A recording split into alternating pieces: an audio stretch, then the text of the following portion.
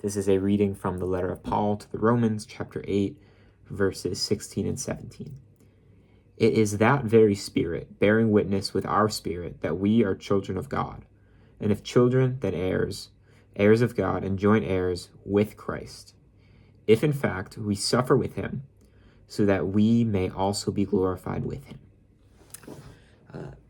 I've read the book of Romans before, but the first time this verse was called out to me was when I was suffering. The downhill section of a hike, which I'll get to in a bit, but I was just complaining. Like, I was losing my balance. It was annoying. I felt like I was fit enough, but it was just like I kept slipping, and I had to be very careful with my feet. And I was complaining, and I turned to my friend, and he goes, well, whenever you suffer with Christ. That that shut me up. But the hike, basically, it was a long, like, 3.5 hour hike up. Pretty steep, but, like, I felt fine, especially compared to the group going up. My legs were strong enough. My cardio was fine. Thanks be to God for that. But on the way down, I struggled, not in terms of strength or endurance or stuff I trained, but balance, and, like, feeling like I was going to slip. And that was not fun. And I was suffering not in, like, a physical strength or endurance way, but, like, mental. Like, it was just a grind having to, like, perfectly place my foot, and I was slipping half the time too. So my friend said, whenever you suffer with Christ.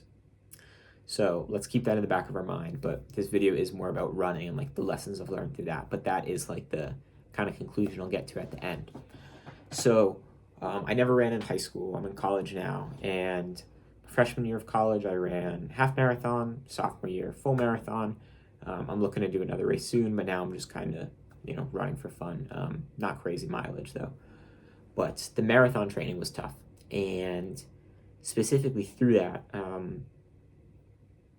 I resonated might not be the right term. Resonated is the right term. I resonated more with the sufferings of Christ. So let me explain that.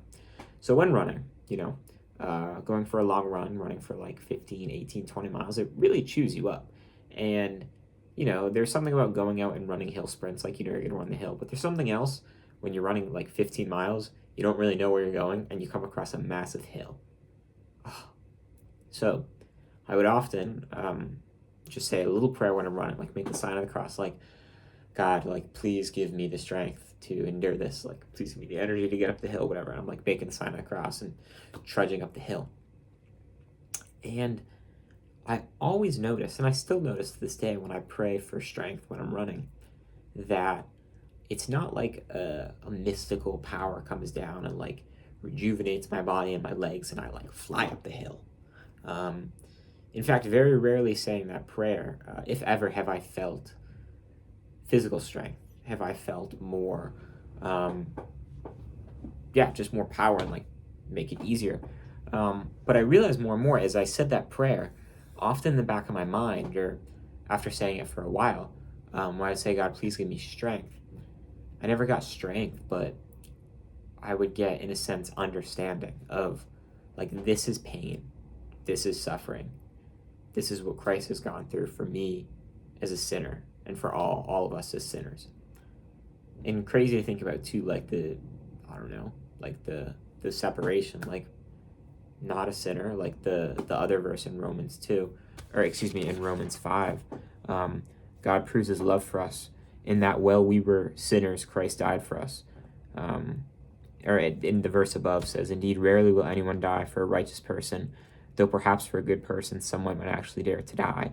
But God proves his love for us in that while we were still sinners, Christ died for us. So the point is, though, that I never got physical strength, but more an understanding of, like, this is suffering. This is what Christ went through for us while we were sinners. The second point, doing a long run, like I'm talking about, where, like, there's a lot of suffering, like 15-something miles, it's very different running alone and running with someone by your side. I much prefer doing a long run, running with my younger brother, one of my good friends, having someone by my side. And there is a sense of when someone's by your side, like, you're not going through this alone. They push you. You're not going through this alone, and you have someone it's almost like you're sharing the suffering, or in sharing that experience, it makes the suffering, well, like it bonds you two together. It's a special type of bond after running 20 miles with someone, talking for like 3 hours.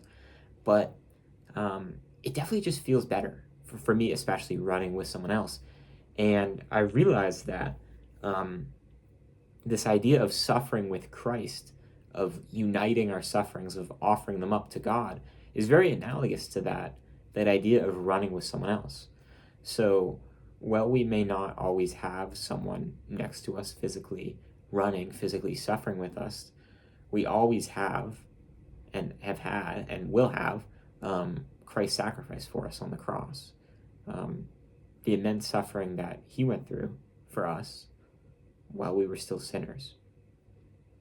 And wrapping it back to the first point about running I was making too, in a sense I did get strength. I got strength in understanding of realizing how loved I am, in realizing the awe of Christ's sacrifice, thinking like, this sucks running up this hill.